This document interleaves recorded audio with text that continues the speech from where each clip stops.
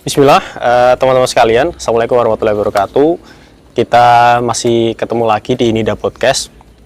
Saat ini kita di segmen ngobrol santai. Jadi segmen ini nanti kita akan ngobrolin banyak hal berkaitan tentang agama, juga berkaitan tentang masalah dunia.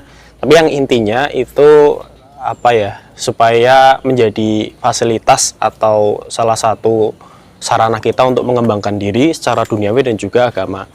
Dan alhamdulillah saat ini sudah bersama saya guru kita juga, yakni Ustadz Abdul Abbas Tobroni hafizahullah ta'ala. Gimana Ustadz kabarnya Ustadz? Alhamdulillah. Masya Allah. Kita akan ngobrol-ngobrol santai nih Ustadz. Iya. Ngobrol santai sambil ngopi Ustadz. Izin ya Ustadz ya. Bangkan. Ya, Pak Betul. Asmi. Kopi sama singkong ya sih. Kopi sama singkong. Allah, sarapannya itu. Luar biasa. Tapi katanya kalau kesehatan nggak enak ini Mas. Apa Ustadz? Singkong? Lah kan banyak minyaknya itu sama gula kan itu. Ya. Oh iya. Berarti besok lain kali singkong rebus. Bagi antum kalau diet berarti nggak boleh makan ini gitu. Ustadz, Ana pengen mulai dari satu pertanyaan dulu Ustadz. Ini berangkat dari keresahan Ana juga mungkin barangkali bisa mewakili teman-teman sekalian. Kita membahas tentang dunia ini Ustadz. Sebenarnya kalau dalam agama kita, agama Islam itu, bagaimana sih Ustadz Islam itu memandang kehidupan dunia ini? Apakah seperti konsepnya orang-orang di luar sana yang menganggap bahwa dunia ini ya tempat kita harus totalitas seluruh tenaga kita curahkan untuk itu, tujuannya kita juga untuk itu, atau agama Islam ini punya kacamata lain Ustadz? Ya jadi kita ini mungkin kita tarik dari awal dulu ya. Iya. Allah itu menciptakan kita untuk apa gitu. Karena saya tanya Azmi, antum diciptakan untuk apa gitu? Ya kalau kita berbicara secara orang sudut pandang Islam, Ya. kita sebagai manusia diciptakan untuk beribadah. Beribadah. Itu saja. Kenapa malaikat nggak cukup?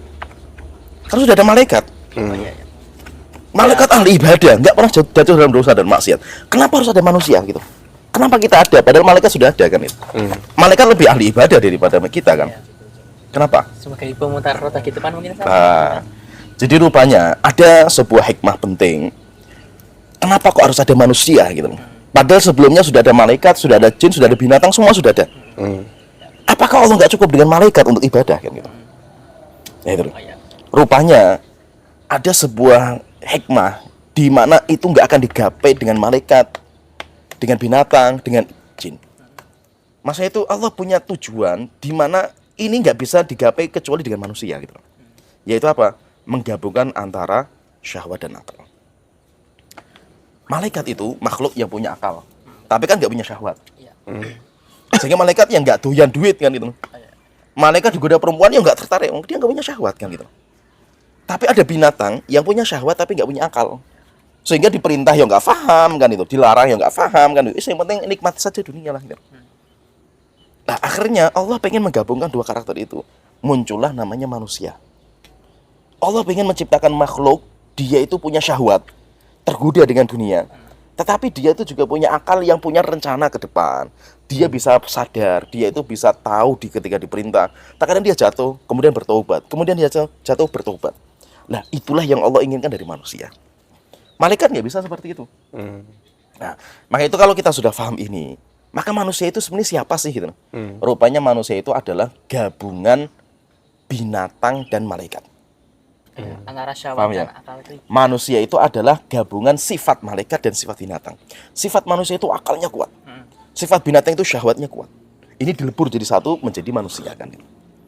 Maka itu memang tujuan Allah Ta'ala itu menciptakan kita manusia itu, kita dibekali syahwat. Sehingga dengan syahwat itu akhirnya kita tertarik dengan dunia. Kalau seandainya Azmi misalkan jalan lihat perempuan kok tertarik, normal gitu. Memang manusia kan gitu.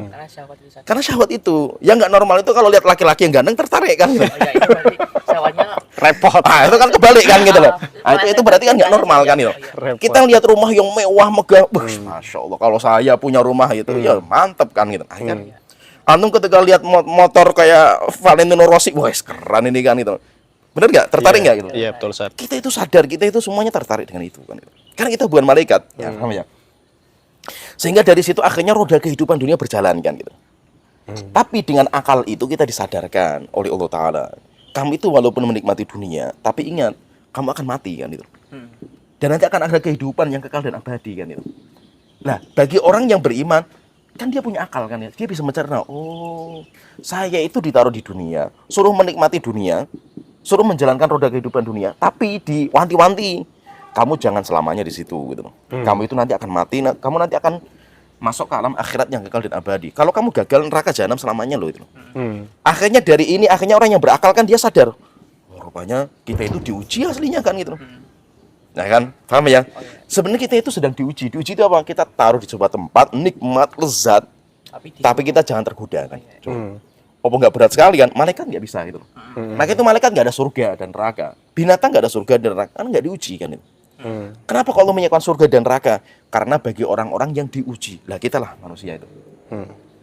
Oleh karena itu dalam menjalani roda kehidupan dunia itu, kita harus kembalikan aslinya itu, petunjuknya itu kepada Rasulullah kan dan para sahabat. Bagaimana mereka itu menjalani kehidupan dunia.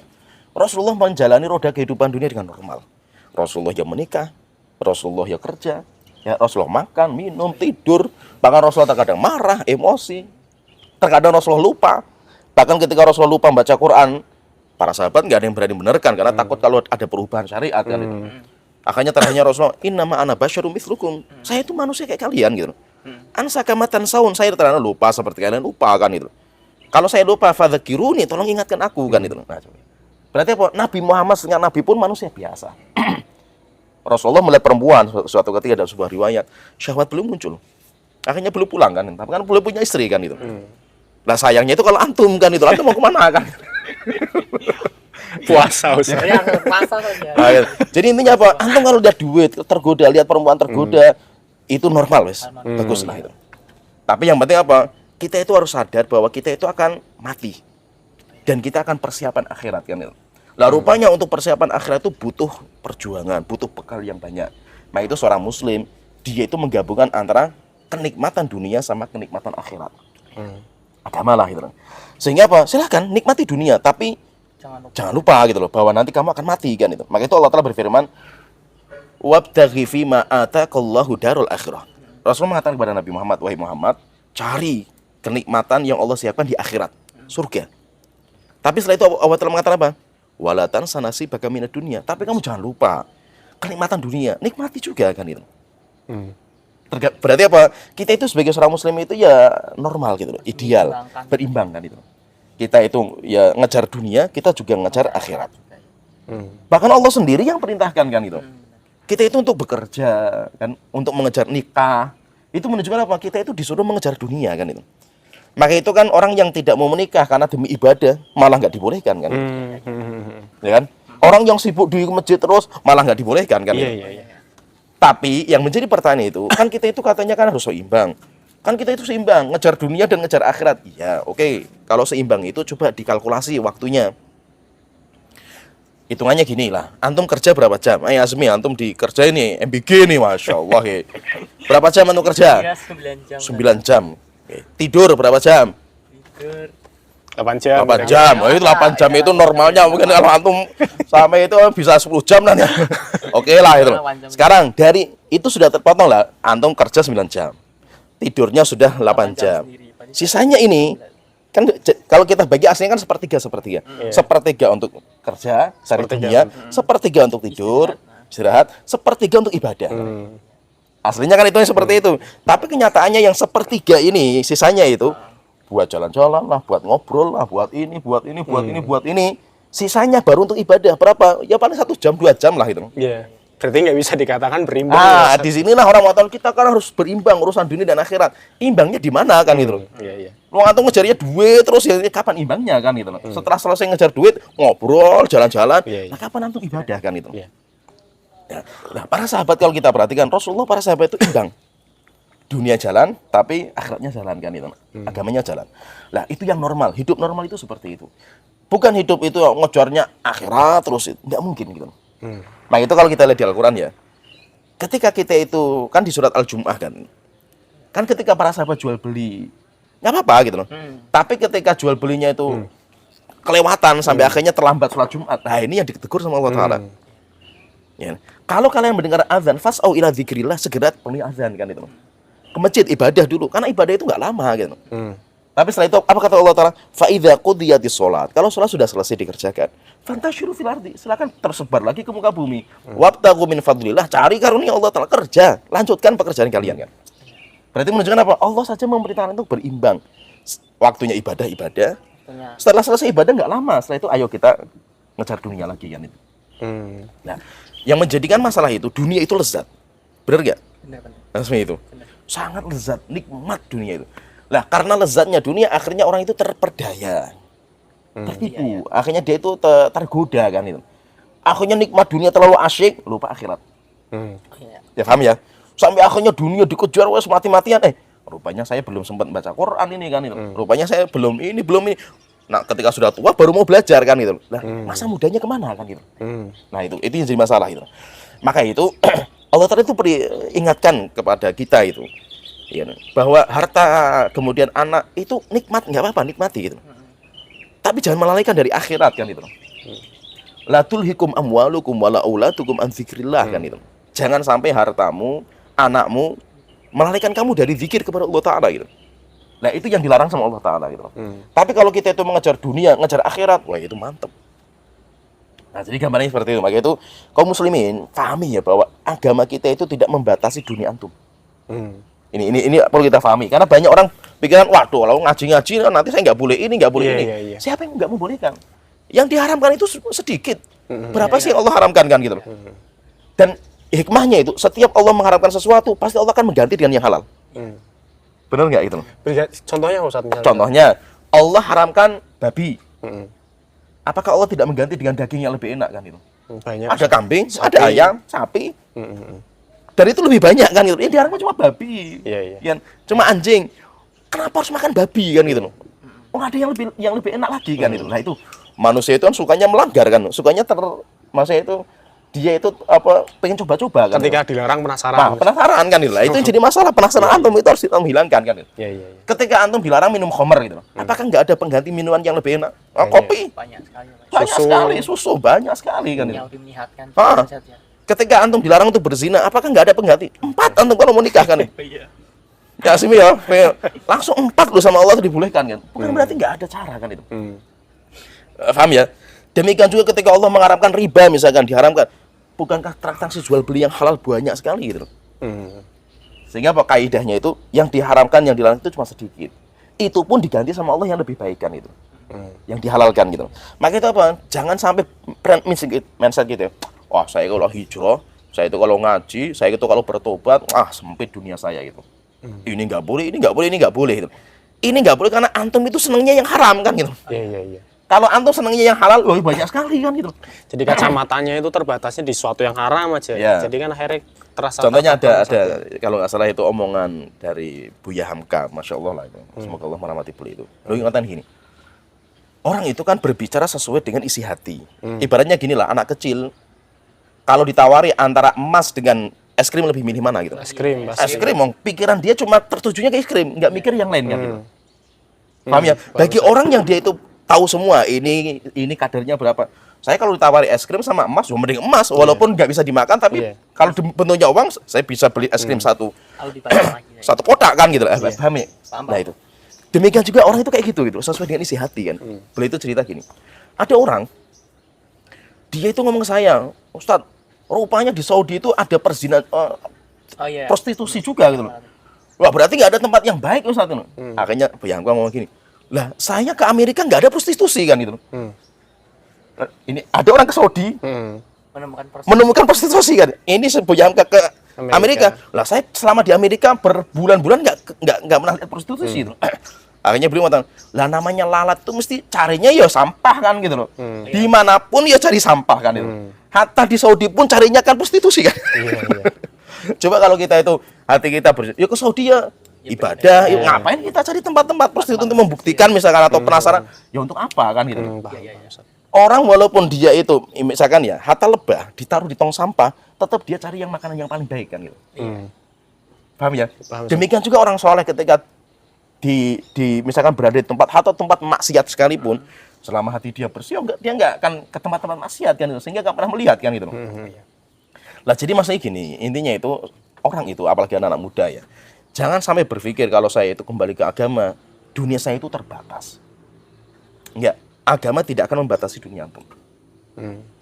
Bahkan dengan kita itu belajar agama, kita akan dimotivasi untuk kerja. Tapi ini nanti kita bahas lagi, panjang ini kalau saya bahas masalah kerja ini, itu. Jadi maksudnya biar tahu bahwa Islam itu mengarahkan antum untuk bekerja. Kalau bisa jadi orang kaya gitu loh. Antum itu jangan jadi orang nanggung gitu. Jadi orang kaya sekalian gitu. Iya. Ya, jadi menunjukkan apa? Rupanya agama kita itu memotivasi kita untuk jadi orang kaya gitu. Iya, Ustadz berarti gini Ustadz ya. Maksudnya sebenarnya kalau kita memandang dunia dari kacamata Islam yang benar pun, sebenarnya Islam itu tidak membatasi orang dalam masalah dunia Ustadz ya. Misal dia mau mengejar gelar dokternya, dalam bidang pendidikan S3, dia mau jadi pejabat yang misalnya punya jabatan tinggi, dia mau jadi orang kaya, semua dibuka sama Islam. Apalagi kalau antum itu masuk ke dunia, tujuannya untuk membela agama Allah Ta'ala. Wah, luar biasa, top. Antum menjadi pejabat misalkan ya, tapi tujuannya bukan hanya untuk dunia saya saja itu. Tapi saya juga pengen menjayakan Islam kan. Ya, itu jadi sedekah antum besar pahalanya kan. Ya, jadi ibaratnya semua yang antum inginkan di dunia itu ada solusi semua. Dalam agama kita itu. Cuma memang Islam itu kan agama yang paripurna, sempurna, itu mesti dibatasi. Ini kalau kamu mau seperti ini bisa. Tapi yang halalnya caranya kayak gini. Tapi ini haram ya, jangan. Contohnya gini, saya pernah ditanya gini ya. Sama ya pas kajian anak-anak muda lah itu. Ustaz, sebenarnya pacaran itu boleh nggak itu? Iya. Boleh nggak? Pacaran dulu. Lah kalau sudah menikah ya, maksudnya pacaran itu boleh nggak? Akhirnya kan orang anak muda kan, wajar lah gitu loh. Iya. Kecuali kalau antum nggak tahu dunia pacaran misalkan ya gitu. Iya. Pacaran itu boleh nggak gitu loh? Ya saya boleh gitu loh. Tapi kan nikah dulu kan gitu. Iya. Wah nikah dulu ribet. Antum jangan pikiran nikah itu ribet. Contohnya misalkan saya gambarkan, mudahnya Islam ini solusinya gitu. Antum pacaran misalkan ya, caranya itu gampang supaya halal kan itu. Kumpul 4 orang, wali, kemudian suami, 4 saksi. Kumpul di rumah atau kumpul di Lamongan misalkan ya. Kemudian mengatakan, Pak, saya kan sudah pacaran ini sama anak bapak ini, daripada saya nanti haram terus, tolong saya nikahkan. Akhirnya bapaknya mengatakan, ya udah, kamu saya nikahkan dengan putri saya. Qabil tuh saksinya 2. Setelah selesai makan Lamongan, sah, berarti antum suami istri ya. Tapi syaratnya nggak boleh punya anak dulu ya. Karena antum masih SMP, oke, siap bos gitu. Berarti dia pacaran kemana-mana, orang lihatnya dia pacaran. Tapi pada hakikatnya dia itu suami istri. Tergambar ya, paham ya? Dan itu jadi nilai ibadah malah. Nilai ibadah. Berduaannya. Tapi jangan dipraktekkan ya lah. Bisa. Maksudnya saya itu cuma ngasih solusi, rupanya apa? Rupanya itu gampang sekali. Dalam Islam itu solusi itu ada, gampang. Gitu. Iya. Itu kan adalah solusi dari sebuah masalah. Iya. Jadi jangan digambarkan nikah itu harus ada walimah, resepsi, harus ada pengumuman. Ya, bagi anak SMP belum boleh kalau seperti itu. Di KUA belum tercatat kan gitu. Tapi apa? Saya kemana-mana boncengan sama perempuan ini, orang lihatnya wah keren, pacaran terus antum gitu. Iya. Padahal itu istri saya, tapi antum nggak akan tahu kalau istri saya kan gitu. Iya. Tergambar, paham ya Mas? Islam itu sangat indah sekali gitu loh. Maka itu kita itu jangan takut untuk masuk Islam gitu loh. Belajar Islam lebih dalam. Kenapa? Setiap kita masuk dalam Islam rupanya itu celah-celahnya itu ada gitu. Ini nggak boleh. Terus caranya gimana? Oh caranya ini. Yang boleh kan gitu. Apalagi antum belajar fikih mazhab misalkan. Oh mazhab Syafi'i ini nggak boleh ini. Terus gimana? Mazhab Syafi'i itu mesti mengarahkan sebuah solusi. Contohnya antum mentani. Kita petani, kita butuh pupuk kandang. Pupuk kandang itu hukumnya apa? Jual belinya? Nggak boleh. Nggak boleh karena najis. Najis ya. Solusinya ada nggak? Ada perbedaan akad. Ada. Jangan mau ngomong jual beli karena dalam mazhab itu kan alfatnya yang digunakan kan itu. Ngomongnya jangan jual beli. Ini ganti ruginya berapa gitu. Ini biaya operasionalnya berapa gitu. Atau kalau bahasa kasarnya kita, ini ganti rokoknya berapa gitu. Biaya rokoknya kan itu. Jangan ngomong beli, jual. Tergambar, paham ya? Misalkan lagi contohnya ya. Saya punya pondok putri. Namanya pondok putri itu wanita yang haid boleh baca Quran nggak? Nggak boleh, hukumnya haram. Bacanya saya nggak boleh, apalagi pegang mushaf. Tergambar ya, paham ya? Pertanyaan lah ini pondok putri musimnya ujian haid semua, terus gimana? Masa nggak mungkin nunggu mereka selesai haid kan? Kapan? Nggak sama kan ya? Apakah mazhab nggak ada solusi? Ada. Solusinya apa? Jangan diniatkan baca Quran. Iya, jangan diniatkan pakai tapi tahassun lah, niatnya zikir lah. Gitu. Kalau ribet lagi, nggak usah lagi mazhab Syafi'i. Cari mazhab yang lain. Ada ulama yang membolehkan wanita haid baca Quran. Itu pakai itu. Maksudnya apa? Solusi itu ada. Jangan dikira belajar fikih, belajar ini ruwet nanti urusan agama saya. Karena antum belum masuk, antum belum merasakan gitu. Nah, maka itu jangan gambarannya itu apa? Agama itu membatasi dunia. Pahami bahasa saya. Jangan difahami bahwa agama membatasi dunia.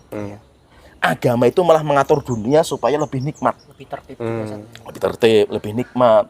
Nah, itu namanya agama. Iya.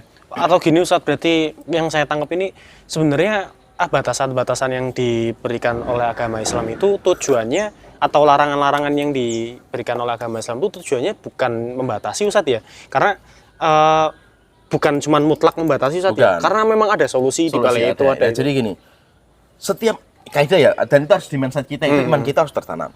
Setiap Allah mengharamkan sesuatu, melarang sesuatu, mesti ada kerusakan di dalam perkara itu gitu. Kerusakan itu ada dua. Ada yang kerusakan itu dominan, memang nggak ada kebaikan sama sekali. Ada yang di situ tuh kebaikan ada, cuman kerusakannya lebih parah gitu. Khomer, kalau ditanya masalah khomer misalnya, khomer itu ada kebaikan nggak? Ada. Nggak, bukan berarti khomer itu semuanya rusak semua gitu loh. Ada orang minum khamar tujuannya bukan untuk mabuk, tapi tujuannya untuk menetralkan diri, maksudnya itu relax. Sehingga dia itu kalau stres bekerja minum khamar ketika mau tidur, jadi lebih rileks. Bangun tidur itu seger. Iya, dulu juga untuk bius Ustaz ya. Kalau untuk bius lah, atau dulu zaman orang-orang tua dulu itu biasanya obat, minum obat. Iya. Nanti tambahnya itu khamar itu. Khamar itu kan itu loh. Oh, untuk tidak merasakan supaya tidak terlalu pegel-pegel badan itu ketika bangun tidur. Dan itu ada manfaatnya berarti enggak? Ada. Tapi karena madharatnya ke depan itu lebih parah, apalagi kalau sampai dengan mabuk, nanti terjadi pembunuhan ini. Akhirnya dilarang sama Islam. Judi, sekarang saya tanya, judi itu ada manfaatnya enggak? Ada Ustaz. Kalau menang, banyak orang kaya gara-gara judi kan. Jangan dikira orang judi itu mesti miskin kan. Iya. Bandar judi kaya-kaya kan itu. Berarti ada orang kaya dapat manfaat dari judi kan itu. Berarti kan ada gitu. Manfaatnya itu ada, tapi ketika madharatnya lebih besar, ditutup sama Islam gitu. Nah, itu ketika Allah Ta'ala berfirman, "Wa yas'alunaka 'anil khamri wal maisir." Orang bertanya kepada Nabi Muhammad tentang judi dan khamr. Qul fihi ma itsmun kabir. Di dalam judi khamr itu ada kerusakan yang parah. Wa manafi'u linnas, tapi ada juga manfaat. Jangan kita ingkari kemanfaatnya kan itu. Wa itsmuhuma akbaru min naf'ihima kan itu. Tapi kerusakannya lebih parah daripada manfaatnya kan itu.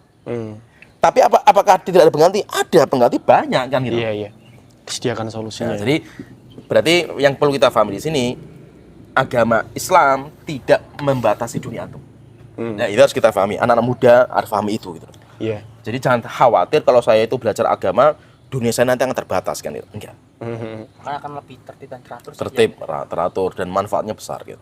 Iya. Kemudian ini Ustaz, kan tadi Ustaz ya, ternyata kacamata Islam itu setelah kita tahu sama sekali tidak membatasi secara mutlak ini Ustaz. Orang kalau sudah belajar agama nggak boleh ngejar dunianya, nggak boleh dia ngejar prestasinya di masalah dunia, ternyata itu boleh-boleh saja selama masih di koridor yang Allah ini kan Ustaz. Cuman kadang gini Ustaz, manusiawi ini Ustaz, ini saya mau tanya Ustaz, kadang kan kita itu ketika dilarang sesuatu sama Allah, padahal kita melihat ada kebaikan tuh di situ. Contohnya Ustaz, misalnya Ustaz ya, saya bicara background saja Ustaz. Misalnya saya pedagang lah, pebisnis gitu Ustaz. Ketika bisnis saya berkembang pesat, otomatis kan kebutuhan modal nih pasti akan butuh nih Ustaz, ya kan? Sedangkan kondisinya, aduh saya nggak punya modal nih, akhirnya saya ngelihat misalnya lembaga ribawi nih, seperti bank konvensional pada umumnya, ini kan sebenarnya kan ini baik nih untuk bisnis saya nih Ustaz. Saya terabas aja gitu. Kadang kan gitu Ustaz, kita merasanya karena memang itu yang jadi solusi gitu Ustaz. Aslinya itu gini, termasuk keburukan karakter manusia itu tergesa-gesa. Wa khuliqal insanu ajula kan itu. Manusia itu diciptakan dalam kondisi tergesa-gesa. Pengen cepat bat lah. Apalagi orang Indonesia sukanya makan instan semua kan itu. Pengennya langsung wis pokoknya itu. Lah, itulah yang menjadikan orang itu mudah tergoda dengan syaitan kan itu. Kenapa? Sebab pengen instan kan itu. Padahal kalau sabar itu lebih nikmat walaupun memang prosesnya lama kan itu. Itu mau kita bisnis lah, mau kita menikah lah, semua itu kalau kita atau jabatan lah, kita itu sabar, jalankan sesuai dengan tahapan-tahapan yang ada gitu. Itu nikmat, lezat gitu loh. Dan nanti akan kokoh gitu loh. Tapi manusia nggak pengen seperti itu, pengennya instan gitu loh. Akhirnya ketika instan, ya semua yang bisa dijalankan sikat semua kan itu, nggak kenal halal haram kan. Padahal kebanyakan yang terjadi ketika dia itu caranya nggak bener, sampai di puncak tumbangnya itu cepat sekali gitu. Jadi gini, ibaratnya saya itu mau di puncak ya. Kan itu ada tangga-tangga yang harus saya lewati kan. Gitu. Maka perjalanan hidup itu apa? Ya sabar saja melewati 1 tangga, 2 tangga, 3 tangga terus kan gitu. Sampai di puncak. Karena ada waktunya sendiri nanti kita sampai di situ kan. Lah karena orang itu karakternya nggak sabaran, langsung loncat. Dari yang harusnya melalui tangga dia langsung ke loncat. atas. Ketika loncat, ya memang langsung di atas kan. Tapi setelah itu jatuh, nah parah kan itu. Oh, hikmahnya itu Ustaz ya? Nah, itu. Apakah banyak orang yang sukses karena riba? Banyak. Tapi setelah itu pada tumbang semua. Karena kalau secara logika hitung-hitungan itu, hatta hitung-hitungan otak manusia itu aslinya antum itu rugi gitu. Iya, iya. Merasa punya uang tapi sebenarnya itu bukan punya Iya, dia Ustaz gitu ya? loh. Itu uang hutang. Iya, bukan uang antum. Contohnya lagi lah, orang pacaran gitu loh. Rugi nggak? Ya rugi. Rugi kan itu. Antum sudah pacaran, Iya. sudah ngeluarkan Keluar duit uang, ini nikah sama orang lain kan. Iya, iya, Aduh, itu bunuh diri antum kan nanti kan itu. Iya, iya. Kenapa nggak sekalian nikah? Nikah manfaatnya besar, bisa punya anak dan anaknya halal kan itu.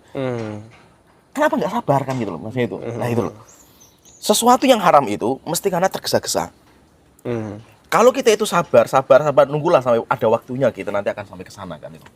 Oh, itu pasti luar biasa hasilnya. Padahal Iya, karena iya. sesuatu yang dibangun dari pondasi yang haram, maka itu tidak akan selamanya saja. Ya, mesti akan mudah roboh gitu. Mudah roboh saja. Iya, iya. Karena tanpa pondasi itu harus kokoh. Iya. Itu saja. Ustadz, ini anak tertarik nih Ustadz. Kita balik lagi ke awal tadi Ustadz kan bilang ya di awal bahwa Allah itu ketika menciptakan manusia itu sebenarnya antara gabungan sifat hewan yang dominan ke nafsunya juga gabungan antara hewan dan malaikat saja. Kalau malaikat kan tadi yang dia punya ini saja apa? Syahwat. Malaikat akal. akal ya, akal untuk ini kan. Lah ini apakah apa ya Ustaz ya? Misalnya kalau nafsu kan dia ternyata punya apa namanya? Ketertarikan di masalah duniawi. Iya. Kalau akal ini Ustaz sebenarnya ini kan akal itu satu faktor yang atau satu nikmat yang besar sekali nih Ustaz. Itu apa fungsi tujuannya Jadi gini, utamanya akal gitu, Ustaz? itu kalau dalam bahasa Arab itu diambil dari bahasa namanya iqol. Akal itu iqol. Jadi bahasa Arab itu mesti ada sumber katanya. Ini diambil dari apa kan? Antum belajar bahasa Arab kan. Sumber katanya dari ini. Oh, berarti kalau dari ini maknanya ini kan itu. Ya kan jauh dari sumber katanya kan itu.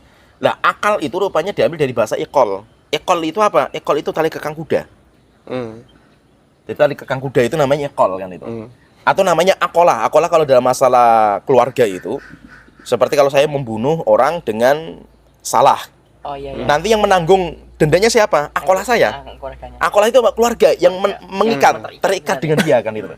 Nah, jadi rupanya akal itu artinya itu tali ikat gitu loh. Secara bahasanya nih. Secara bahasa. Lah, akal kita itu berarti apa artinya itu?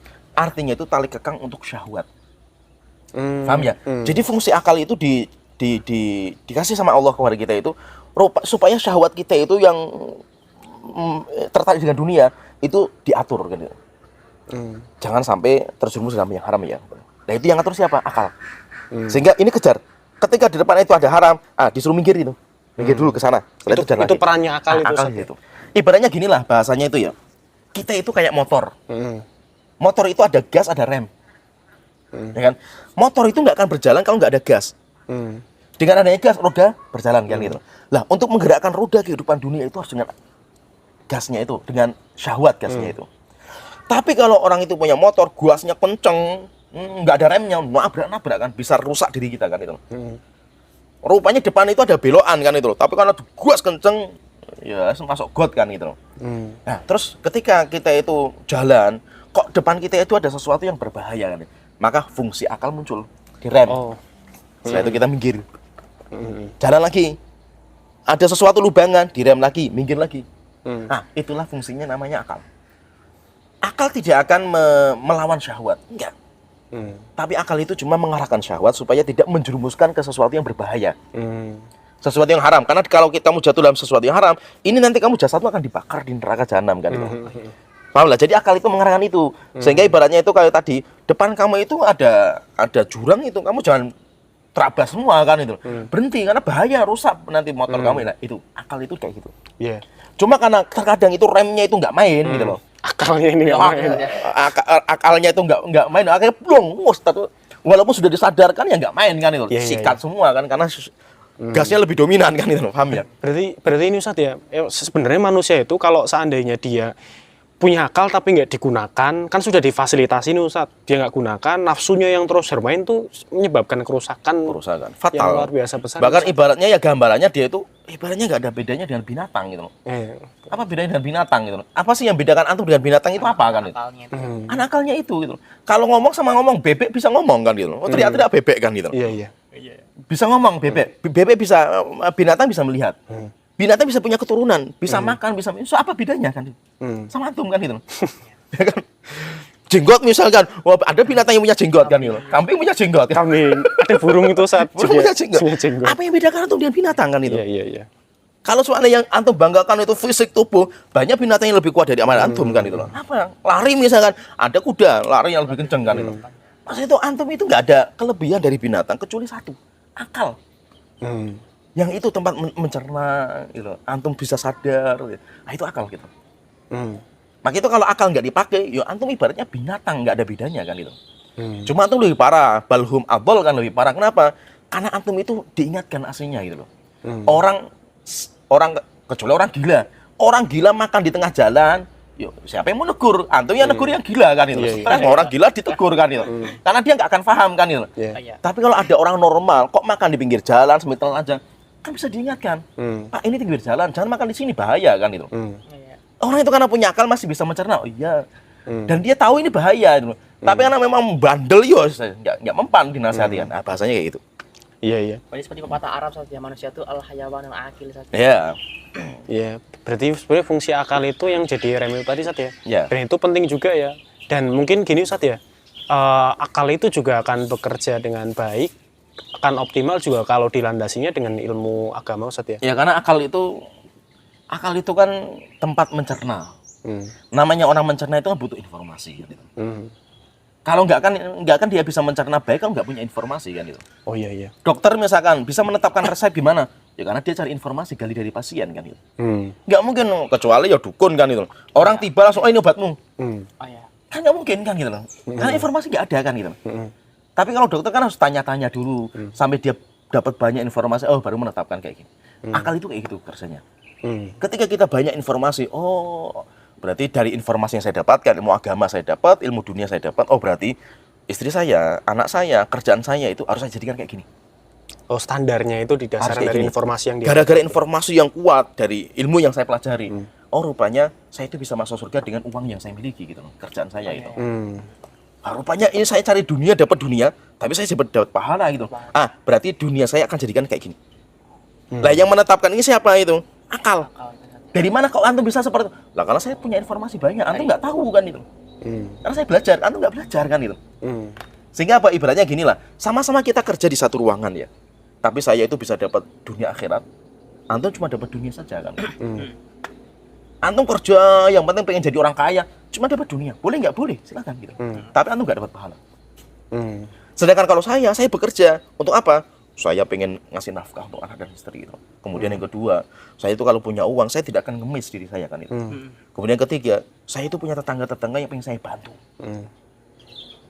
Dan itu semuanya butuh uang gitu loh. Sehingga saya bekerja kan gitu. Tujuannya untuk itu kan. Ini malah menjadi ibadah yang luar biasa kan gitu.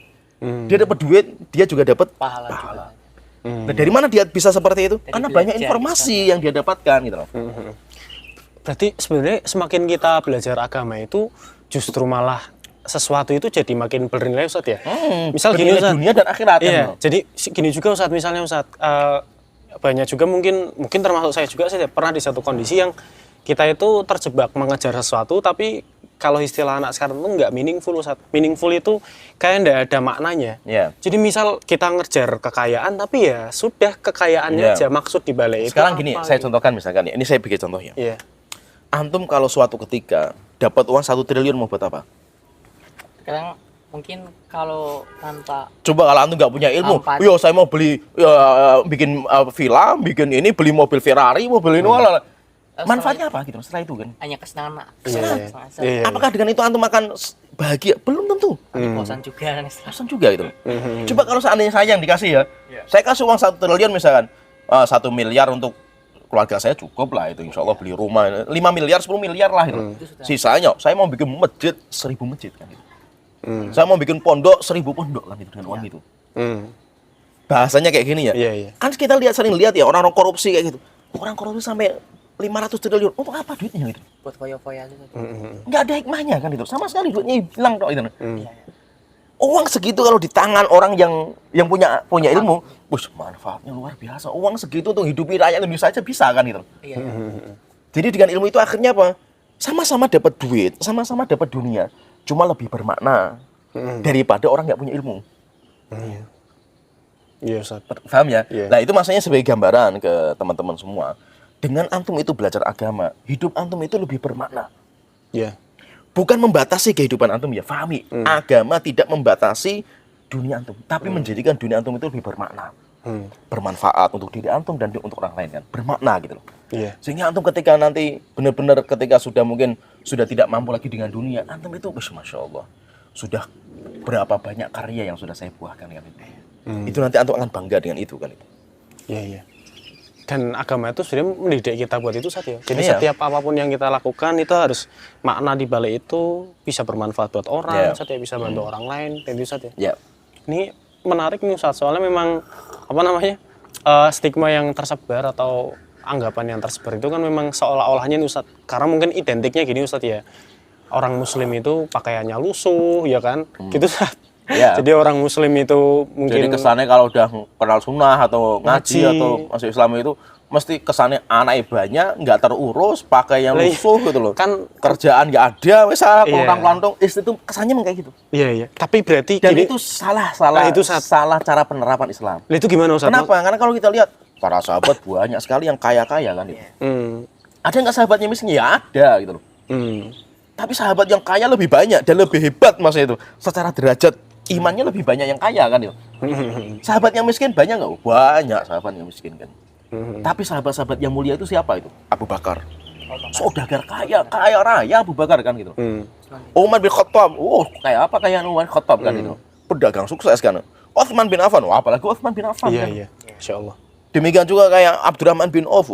Duitnya berapa Abdurrahman bin Auf? Dan itu sahabat-sahabat top-topnya loh itu. Iya, iya. Memang ada sahabat-sahabat yang miskin, banyak Abu Hurairah gitu. Ya memang karena memang beliau sibuk belajar. Tapi kan ilmunya bermanfaat Iya. kan itu. Iya, iya. Tapi jangan digambarkan Islam itu kayak Abu Hurairah kan itu. Harus mondok, harus miskin kan itu, nggak punya makan kan itu loh. Ada banyak contoh yang lain. Ustaz. Contoh yang lain Iya. banyak sekali itu loh. Paham ya? Bisa tergambar ya masnya itu. Menunjukkan apa? Menunjukkan bahwa Islam itu akan mengatur diri antum gitu loh, sesuai dengan tempatnya masing-masing. Kecuali kalau antum itu memang orangnya, Masya Allah, intelektualnya bagus, hafalannya bagus. Antum fokus ke ilmu. Wah itu top hasilnya kan itu. Ada orang yang mungkin dia lemah di akademisi gitu. Tapi dia itu bekerja, bisa gitu, cari duit. Wes antum cari duit. Selama apa? Ini Ustadz tujuannya apa sih? Memperjuangkan agama kan. Ini orang kaya juga mendukung agama kan itu. Semuanya sama kan. bermanfaat Gitu. saja. Jangan dikira bahwa yang masuk surga itu cuma Ustadz aja kan. Enak sekali Iya, jadi iya. Ustadz kan gitu. Iya.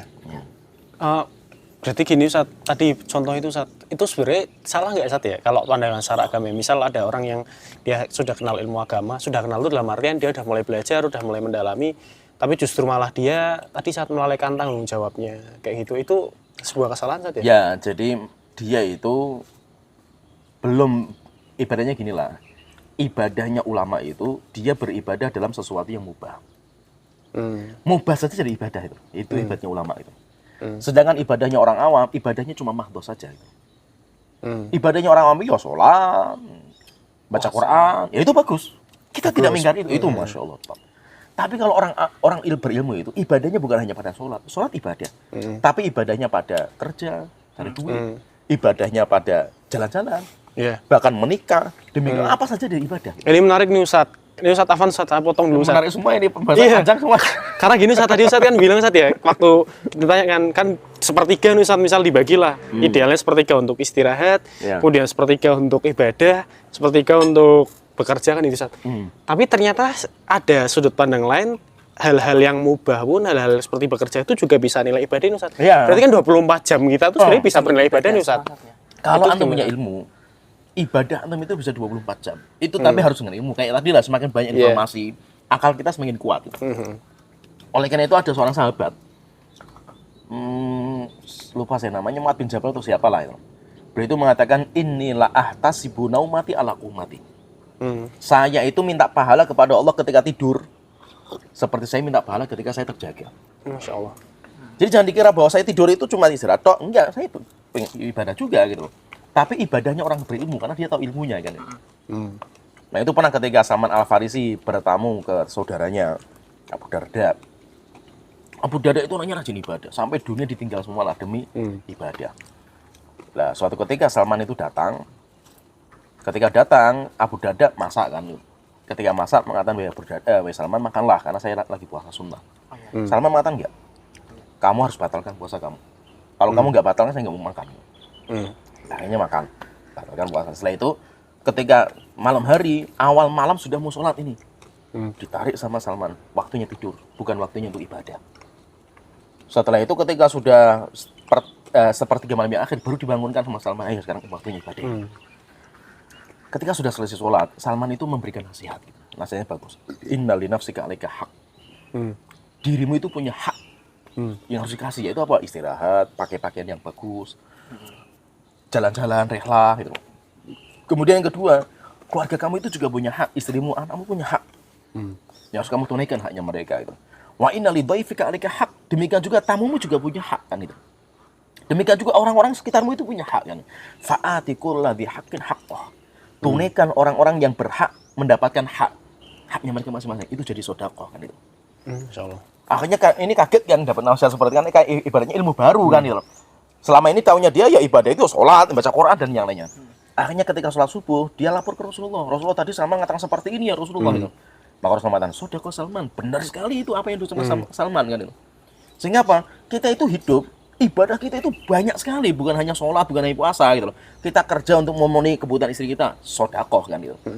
Kita kerja misalkan untuk memenuhi karena itu kerjaan kita itu, kita totalitas di kerjaan itu, jadinya sedekah kan gitu. Masya Allah. Kita memberikan makanan yang bergizi, rehlah untuk mengistirahatkan diri kita supaya nggak jenuh, ibadah kan itu. Sedekah kan itu. Berarti orang muslim itu apa? 24 jam itu semuanya ibadah.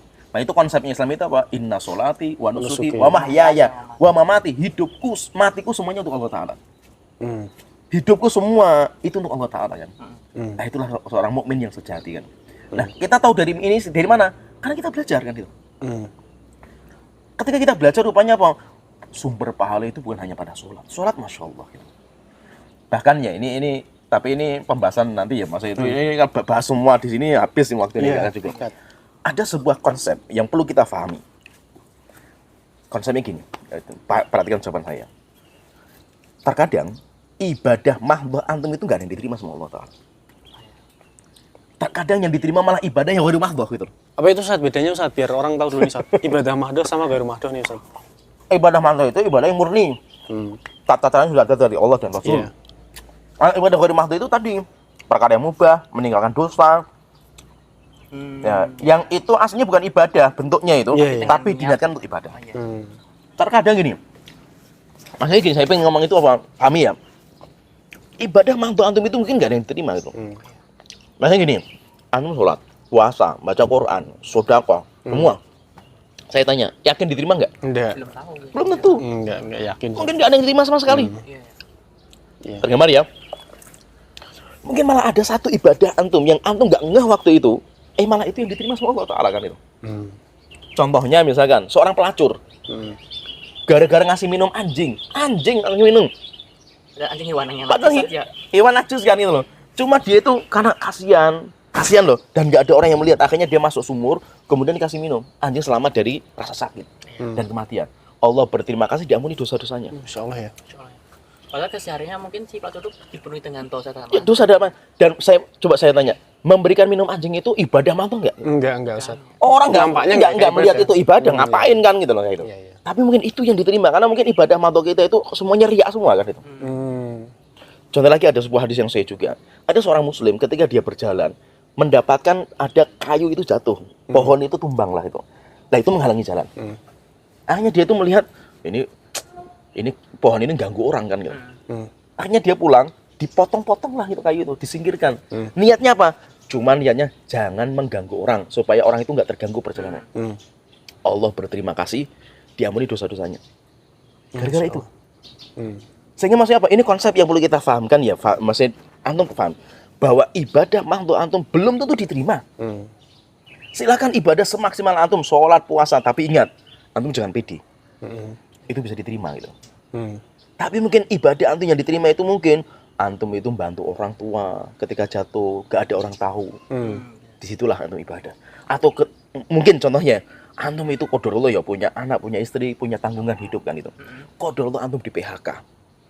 Cari kerjaan mati-matian sampai nangis, sampai berkeringat, sampai ibaratnya ketika naik motor jadi gojek, jadi ojol kayak gitu ya. Hujan-hujanan sampai netes air mata saking capeknya, lelahnya, tapi itu demi keluarga itu. Mungkin itu yang menghapuskan dosa-dosa antum semua kan itu. Tetesan air mata, lelah letihnya kita itu cari nafkah gitu. Itu mungkin menghapuskan semua dosa-dosa antum kan itu. Iya. Nah, kalau kita itu pahami ini rupanya apa? Wah, Islam itu rupanya luar biasa indahnya kan. sekali Ustaz ya. Kira apa paham ya? Tergambar.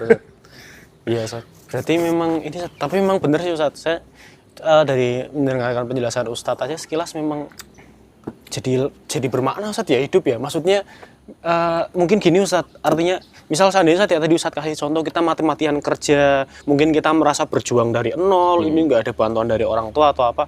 Kalau kita nggak paham ilmu agama itu kan seolah-olah seperti beban aja Ustaz. Yeah. Maksudnya itu beban dalam arti saya tuh harusnya nggak seperti ini, saya pengennya nyaman, saya nggak harus. Kenapa? Karena sukanya orang itu kan copy paste, sukanya itu sawang sinawang gitu loh. Saya lihat teman saya brojot lahir sudah jadi orang kaya gitu loh. Pengennya kayak gitu. Main naik pok kan gitu loh. Yeah. Pok ini bahasa Pekalongan pok ya. Iya. Naik pok itu aduh gitu loh. Lah kalau saya kan lahir sudah payah kayak gini kan, mati-matian kan itu. Iya. Nah, dengan susah payahnya antum itu ibadahnya besar di situ. Betul. Nah itu, jadi jangan kita itu nggak usah lah kita itu copy paste orang gitu loh, sawang sinawang nggak usah wis. Iya. Ini tuh memang hidup saya seperti ini, ya di sinilah mungkin lebih bermakna hidup saya daripada mereka. Iya. Itu Ustaz, ini menarik sih, saya tertariknya di situ Ustaz. Jadi memang benar-benar bermakna sekali ya. Maksudnya yang nampaknya itu sebuah kekurangan, yang nampaknya itu sebuah keletihan, kepayahan. Kalau orang tahu ilmu agama, dia belajar agama, itu justru bisa jadi kelebihan buat dia ya Ustaz ya. Dia menjalani itu malah justru dengan sepenuh hati ya Ustaz ya. Kan gitu Ustaz, pasti Ustaz ya. Makanya kalau orang misalkan ya, ini sebagai contoh. Makanya kalau antum, kalau saya itu sering, ya ini maaf ya mas, saya terus terang aja ya mas, ini sebagai gambaran ya. Saya itu sering nonton, ya ini bukan politik ya, politik ya. Tapi mas saya itu senang gitu dengan konten itu gitu. Kontennya KDM. Siapa KDM? Deddy Mulyadi itu. Deddy Mulyadi itu. Oh, Gubernur Jawa Barat saja. Maaf mas itu. Saya ya, ini sebagai contoh saja. Saya sering nonton di YouTube beliau. Dan saya itu ini cerita terus terang ya. Saya tuh setiap nonton kontennya beliau itu sering nangis saya. Mas itu lihat, masya Allah itu rupanya banyak orang itu yang parah kehidupannya, payah lah itu. Mas itu alhamdulillah dengan adanya seorang gubernur yang membuat konten pengen menampakkan ini loh, banyak orang payah-payahnya itu banyak sekali kan itu. Baru kita itu sadar, oh masya Allah itu kita itu nggak ada apa-apanya dengan perjuangan mereka kan itu. Walaupun kita sudah ngaji, walaupun kita sudah jadi ustadz, walaupun kita jadi seorang ahli ibadah lah itu. Ketika melihat mereka itu, wah hidup kita itu nggak ada maknanya, luar biasa mereka itu. Contohnya gini, ini masih sebagai gambaran. Kalau saya kan sering kayak gitu, itu pasti diri lah itu. Ini ada orang miskin ya mas saya itu, jualan nggak laku. Kalau nggak salah jualan apa lah, orang tua gitu loh, jualan apa itu, jualan apa yang dari apa bambu itu loh. Oh, alat-alat kayak itu loh. Peralatan sama Deddy Mulyadi itu didatangi dikasih duit. Dia itu ngomong apa? Saya itu nggak minta bantuan gitu, karena saya masih mampu bekerja gitu. Saya di sini tuh mau jualan pak gitu loh, bukan saya itu minta bantuan gitu loh. Saya nggak mau dikasih ini sama orang gitu. Karena saya punya Allah Taala yang mengasihi saya kan. Insya Allah ya. Akhirnya apa? Deddy Mulyadi ngomong, enggak, ini saya mau beli gitu loh. Kalau beli nggak apa-apa. Tapi kalau ngasih duit saya nggak mau. Maksudnya apa? Setingkat orang miskin, hidup payah kayak gitu, dikasih duit nggak mau gitu. Kenapa? Karena saya nggak mau bergantung dengan orang gitu loh. Saya mau bergantung sama Allah Taala gitu. Sekarang saya tanya, jujur lah, antum semua saya tanya. Antum yang sudah ngaji sunnah, punya prinsip kayak gini nggak? Iya betul. Belum tentu. Belum tentu. Hatta ustadz sekali belum tentu. Saya ketika dapat uang, alhamdulillah kan itu. Nah ini kan rezeki kan, kenapa ditolak kan? Kenapa nggak disikatkan itu? Itu rezeki kan itu. Menunjukkan apa? Berarti terkadang orang awam itu lebih memanai hidup daripada antum kan gitu. Di sini akhirnya kita belajar, saya sendiri ya. Masya Allah, rupanya kita yang ustadz kayak gini pun kita belum tentu punya loh prinsip hidup kayak gitu loh. Tergambar ya, paham ya? Dan itu saya lihat kontennya itu, maksudnya saya nggak promosi Yeah. ke politik, sama sekali saya nggak punya hubungan Yeah. lah itu. Cuma saya apa? Saya bukan bicara masalah politiknya, tapi saya bicara Makna rupanya apa itu? mana kehidupan. Banyak orang payah di luar sana, tetapi mereka nggak tergoda dengan uang, nggak tergoda dengan ini gitu. Karena mereka tawakal hanya kepada Allah Ta'ala. Dan itu orang awam loh, bayangin. Bukan ustadz, bukan orang jenggotan, bukan orang cadaran, bukan. Yang mereka mungkin nggak pernah belajar agama lah itu. Tapi dia bisa memaknai kehidupan. Masa itu bisa tawakalnya kuat kepada Allah Ta'ala kan itu. Maka itu kalau kita lihat seperti ini, nasihatnya Ibnu Rajab Al-Hambali dalam kitab beliau, Jami' Ulum wal Hikam, itu beliau mengatakan, antum itu, kalau melihat orang yang berbuat dosa dan maksiat itu, jangan melihat dosanya. Maksudnya apa? Jangan merendahkan orang yang berbuat dosa dan maksiat. Antum jangan melihat dosanya. Karena dosa sebanyak apapun bisa diampuni sama Allah gara-gara satu kebaikan kan. Wanita pezina saja, pelacur saja dikasih pengampunan gara-gara ngasih minum kan. Iya, ngasih minum. Kecil sekali. Makanya apa? satu ya. Antum ketika melihat orang awam berbuat dosa sama maksiat, antum jangan lihat dosanya dia, keawaman dia itu. Tapi coba lihat kebaikan dia. Mungkin dia punya kebaikan yang antum nggak punya semua. Gitu. Iya. Mungkin ibadah antum nggak ada yang diterima, tapi dia berbuat seperti itu, mengampuni dosa-dosanya semua kan itu. Tergambar ya. Maka itu kalau kita lihat orang berbuat dosa, misalkan ada si A berbuat dosa misalkan, atau tidak mengamalkan kewajiban, tidak meninggalkan dosa misalkan nih. Kita itu jangan merendahkan dia. Wah, saya lebih baik daripada dia. Dia siapa kan gitu? Ya. Bukan. Prinsip hidup seorang muslim nggak seperti itu. Karena dia mungkin lebih baik di hadapan Allah karena dia punya kebaikan yang lain kan gitu. Tapi prinsip hidup kita kalau lihat orang yang jatuh dalam dosa itu apa? Kita itu mengatakan alhamdulillahilladzi afani mimma Allah. Segala puji bagi Allah yang telah menjaga saya dari dosa yang alhamdulillah teman saya itu lagi diuji gitu. Saya selamat dari ujian ini itu karena Allah Ta'ala yang menjaga gitu. Tapi jangan dikira bahwa kita itu lebih baik. Paham. Karena mungkin ibadah kita nggak diterima gitu loh. Iya. Mungkin bukan berarti dia juga jelek juga. Mungkin dosa dia diampuni sama Allah Ta'ala kan gitu. Sehingga apa? Kita itu wajar-wajar saja. Dan kita itu ibaratnya gini, nggak usah terlalu pede kalau kita itu diampuni sama Allah Ta'ala kan gitu. Jangan terlalu pede kalau kita itu masuk surga gitu. Saya lihat itu apa, orang-orang yang ke agama terlalu ibadah, pedenya masuk surga itu luar biasa kan itu. Dan itu termasuk jelek lah dalam agama kita. Kadang muncul kesombongan itu saja. Sombong itu. Apalagi melihat orang-orang awam, wah mereka itu siapa gitu loh. Kalau saya jenggotan, cadaran, Iya. kamu siapa kan gitu loh. Ini bahaya gitu. Maka itu emang kita jangan melihat dosanya mereka. Mungkin dia punya kebaikan-kebaikan yang kita itu nggak ada apa-apanya gitu. Kita jangan melihat diri kita itu sempurna, semuanya semua hebat lah gitu. Banyak perkara-perkara bukan ibadah ya, kehidupan yang mungkin orang awam itu lebih memaknai hidup daripada kita. Nah, saya itu baca konten-konten itu belajar itu tujuannya itu apa? Untuk menyadarkan diri saya pribadi. Kalau saya kayak gitu. Rupanya apa? Masya Allah, saya di sini masih kurang. Lihat orang ini, Masya Allah, perjuangan.